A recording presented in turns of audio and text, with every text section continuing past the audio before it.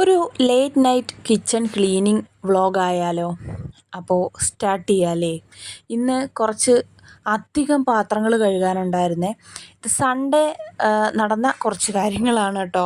ഭയങ്കര മെസ്സി ആയിട്ടാണ് എൻ്റെ കിച്ചൺ കിടന്നത്. കാരണം വേറൊന്നുമല്ല, ഉച്ചയ്ക്കുള്ള പാത്രങ്ങളെല്ലാം കഴുകി വെച്ചതിന് ശേഷമാണ് ഞങ്ങൾ ഫുഡ് കഴിക്കാനായിട്ടിരുന്നത്. ഫുഡ് കഴിച്ച് കഴിഞ്ഞപ്പം പിന്നെ ഒന്നും ചെയ്യാൻ വയ്യ. കഴിച്ച പാത്രങ്ങൾ അങ്ങനെ സിങ്കിലിട്ടിട്ട് വെച്ചിരുന്നു. പിന്നെ രാത്രിയായപ്പോൾ എല്ലാം ഒന്ന് ക്ലീൻ ആക്കുക കേട്ടോ.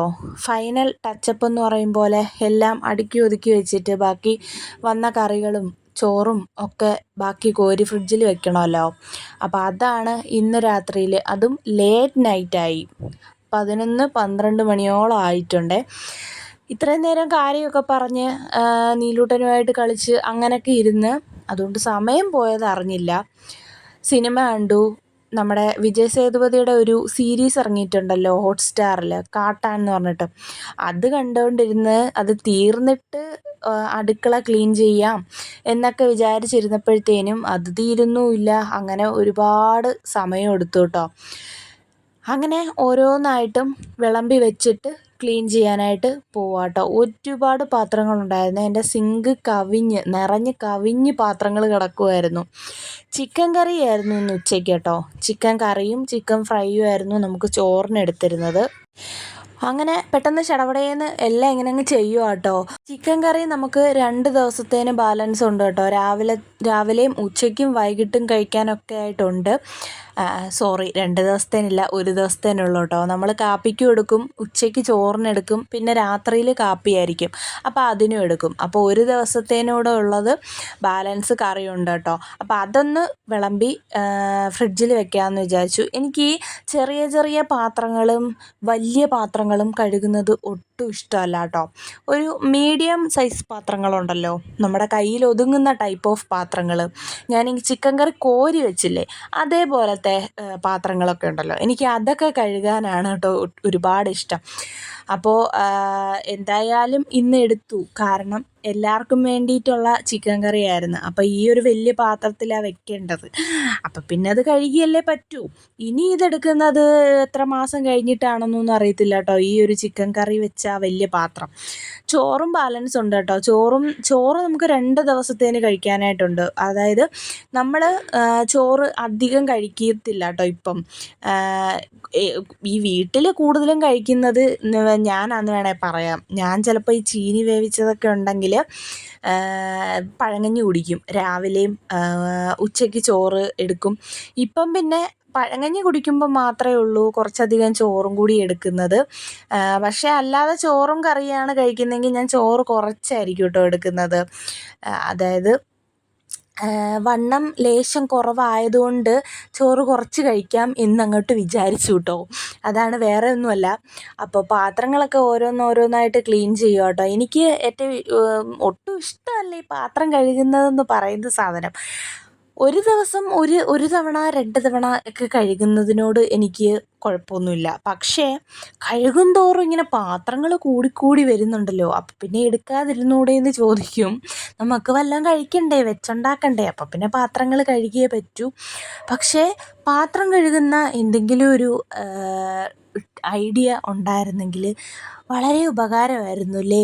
എന്തൊരു പാടായി, പാത്രങ്ങൾ എത്ര കഴുകിയാലും സിങ്കിലിങ്ങനെ ഓരോരോ പാത്രങ്ങളായിട്ട് വരും. ഞാൻ രാവിലെ കാപ്പിക്ക് എടുക്കുന്ന പാത്രങ്ങൾ കഴുകി വെച്ചാലും ഉച്ചയാവുമ്പം കഴിക്കുന്ന പാത്രങ്ങൾ, പിന്നെ കറികൾ തീർന്നെങ്കിൽ ആ കറികൾ തീർന്ന പാത്രങ്ങൾ, ആ കുറേ പാത്രങ്ങൾ, പിന്നെ എല്ലാം കോരി എടുക്കാൻ വേണ്ടി എടുക്കുന്ന തവികൾ, ഇതെല്ലാം കഴുകാനായിട്ട് കാണുമേ.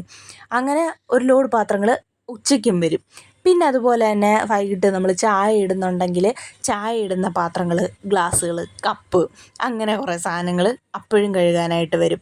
പിന്നെ നീലൂട്ടൻ ഇടയ്ക്കിടയ്ക്ക് കേക്ക്, ബിസ്ക്കറ്റ് അങ്ങനെയൊക്കെ എടുക്കുകയാണെങ്കിൽ അത് വെച്ച് കൊടുക്കാനായിട്ട് പാത്രം എടുക്കും. അത് കഴുകാനായിട്ട് ഒരു സൈഡിൽ.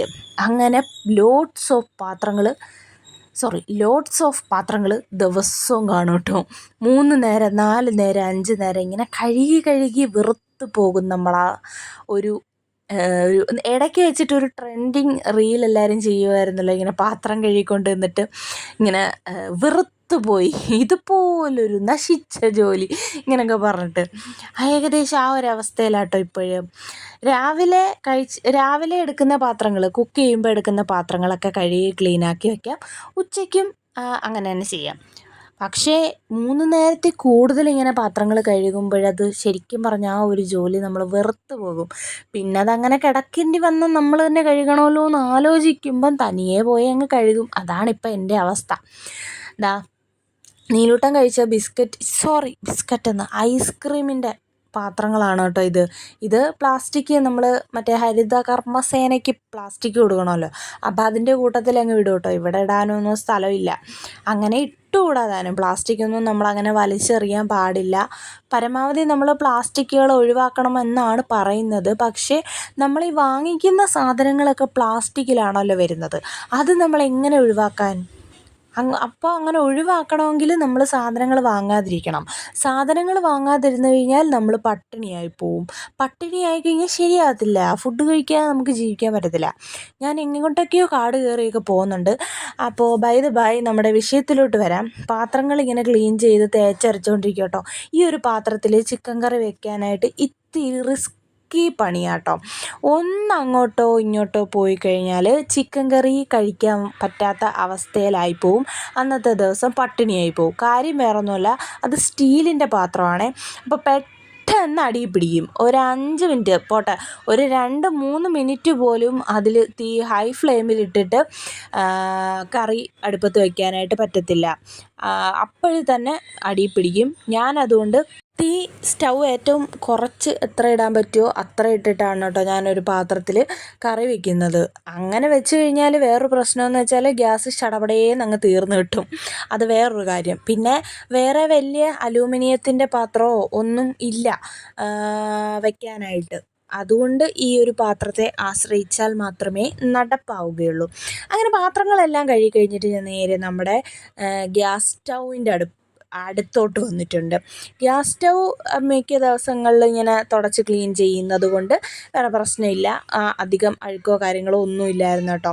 പിന്നെ ഞാനിങ്ങനെ പരമാവധി കറിയൊക്കെ വയ്ക്കുമ്പോഴാണെങ്കിലും നമ്മുടെ അടുപ്പത്ത് വീഴാതിരിക്കാനായിട്ട് ശ്രദ്ധിക്കാറുണ്ട് കേട്ടോ.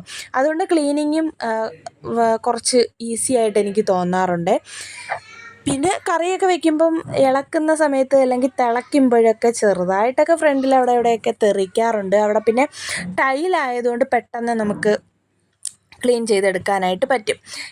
ഓമയ്ക്കയാണ് കേട്ടോ. ഓമയ്ക്ക പഴുത്തു എന്ന് പറഞ്ഞിട്ട് കട്ട് ചെയ്തതാണേ, പക്ഷെ പഴുത്തിട്ടില്ലായിരുന്നു.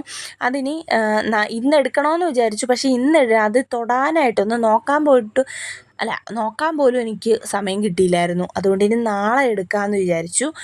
നന്നായിട്ട് പഴുത്തിട്ടുണ്ടെങ്കിൽ ജ്യൂസോ ഷേക്ക് അടിക്കാമെന്ന് വിചാരിക്കുന്നു. അല്ലെങ്കിൽ കട്ട് ചെയ്തിട്ട് അറിഞ്ഞം പറഞ്ഞും തിന്നാം.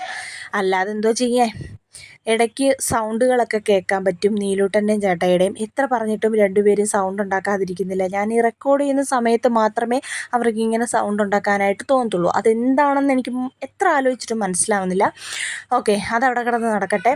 അപ്പോൾ പാത്രങ്ങളൊക്കെ കഴുകിയതൊക്കെ ഞാൻ ഈ ഒരു പിന്നെ പാത്രത്തിൽ, അതായത് ഈ ഒരു ബ്ലൂ എന്തുവാ അതിന് പറയുന്നത്, ഒരു ചരുവത്തിൽ ചരുവല്ലല്ലോ, അതിലോട്ടാണ് പറക്കി വയ്ക്കുന്നത്. അതാകുമ്പോൾ വെള്ളം തോർന്നിങ്ങനെ പൊയ്ക്കോളും. പിന്നെ പാത്രം കമത്തി വെച്ച വെള്ളം ഇങ്ങനെ അവിടെ ഇവിടെയൊക്കെ കിടപ്പുണ്ടായിരിക്കും.